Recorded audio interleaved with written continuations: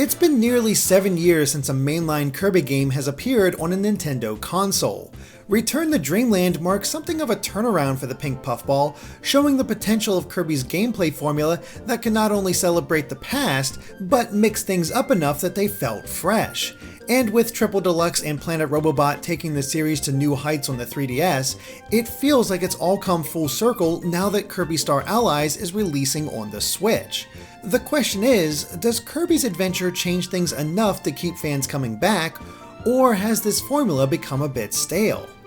The story of Star Allies is about what you'd expect. A new enemy threatens Popstar by showering it with dark hearts, which corrupt any who encounter them. Kirby sleeps through the whole event and wakes up to find Dedede stealing all the food in Dreamland.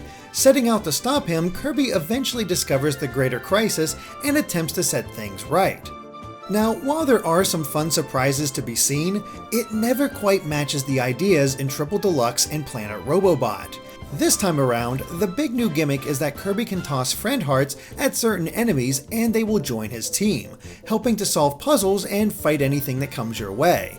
It leads to a lot of variety and choices as there are plenty of these friends to interact with, and they possess the full set of moves that Kirby does when using their power. In fact, some specific allies even have more moves than Kirby with that ability, such as Chef Kawasaki.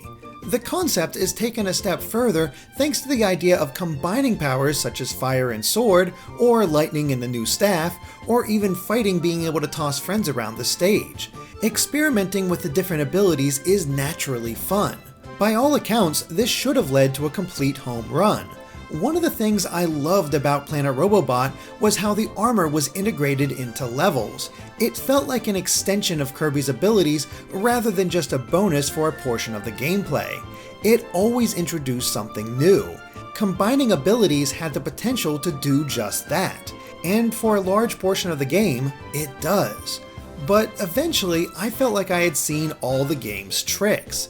I knew that elemental powers would combine with weapon abilities to slightly change up the properties of attacks, that certain abilities only had a few choices to merge with, and some were only modestly powered up. Even the 4-person friend abilities didn't mix it up that much. Friend Circle and Friend Train both have you barreling through enemies, but Friend Circle focuses more on platforming, while Friend Train messes with your head somewhat with how it can climb walls.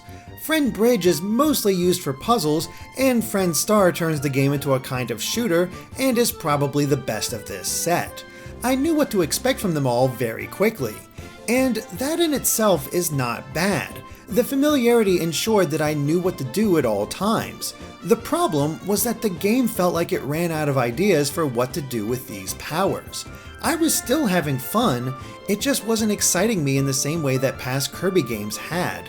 And part of that is because there's just less to explore in levels this time around. Throughout Star Allies' 40 levels, there's only 1 or 2 items to actually discover. It's either a large puzzle piece or a secret switch that immediately grants access to an extra stage. And a lot of times, they're extremely simple to find, or the solution to reaching them doesn't take any real thought at all.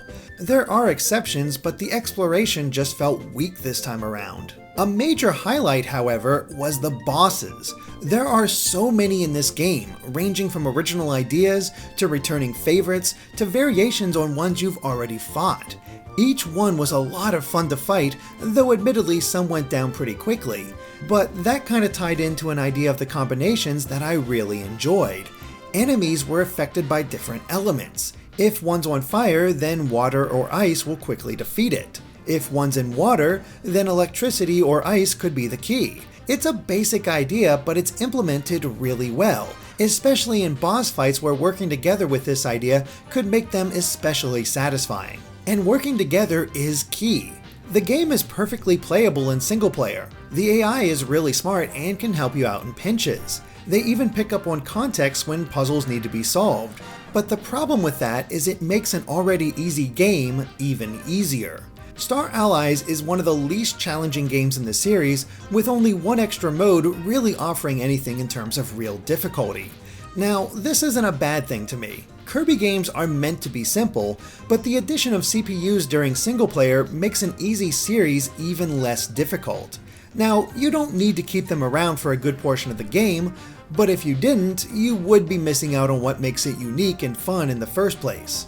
That's why the multiplayer is where I had the most fun. It's a great couch co-op where you tear through levels with friends and figure out the best way to take down bosses. The game is still pretty easy, but rather than the CPU knowing exactly what to do, you have to talk it out with friends. Even the extra modes are just a little more enjoyable when you have people with you. It's not essential, but you can tell that this was how it was meant to be played. The minigames, Chop Champs and Star Slam Heroes, are fine when you try to beat your own score, but even just that small additional competitive element with friends made them stand out that much more. 2 more modes are unlocked once you complete the 5 to 6 hour campaign, and they should be familiar to anyone who's played the 3DS games. One has you take control of any ally as you play through a truncated version of the game with its own unique final boss.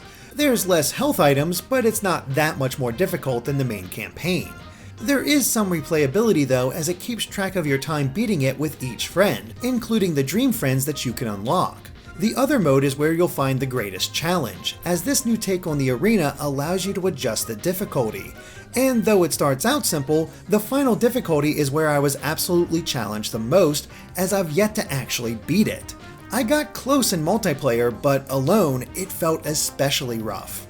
Star Allies looks incredible. There are levels in this game that pop with color and style.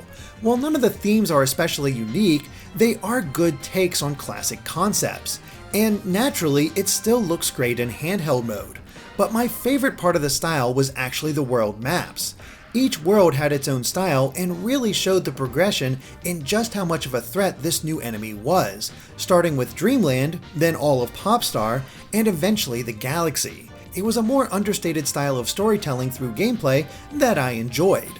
Now, some have taken issue with the fact that Star Allies only runs at 30 frames per second, and while that is disappointing, I never felt like it took away from the experience. Granted, I'm a person who has trouble telling the difference between 30 and 60 unless it's side by side, so your attunement to this may affect your enjoyment. The music is also outstanding. There are great new tunes, new remixes, callbacks, and just a style that Kirby absolutely nails. It's a little more atmospheric than past Kirby games, but it works and still knows when to pump up the excitement.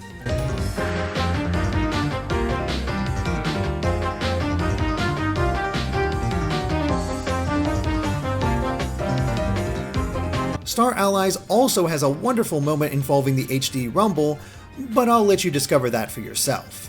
Kirby Star Allies is a solid entry in the Kirby franchise, but it's also the first real sign that this formula that began with Return to Dreamland is starting to show its age. The ideas presented here are a lot of fun, especially in the beginning, and the game itself will charm the heck out of you.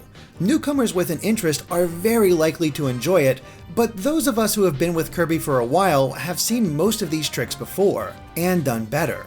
I really do like the game, and if you're like me, you'll get a kick out of what's here. But it's probably time for the next game to introduce a new formula to build off of. Thanks for watching, and be sure to hit that subscribe button for future reviews and even more from GameXplain.